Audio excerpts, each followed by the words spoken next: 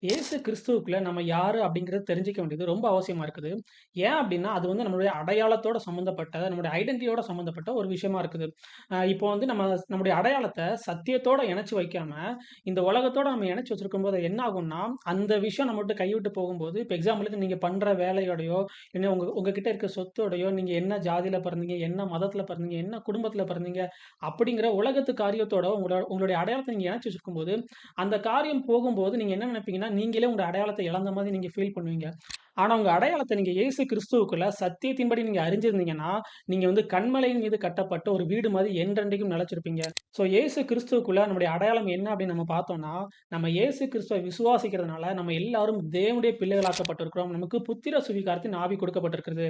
இந்த சத்தியத்த நம்ம அறியும்போது, நம்ம வந்து கன்மலையின் மீது கட்டப்பட்ட ஒரு வீடு மாதிரி இருப்போம். நம்ம என்றென்றைக்கும் அசைக்கப்பட மாட்டோம். நம்ம எல்லாரும் தேவனுடைய பிள்ளைகள். ஆமென்.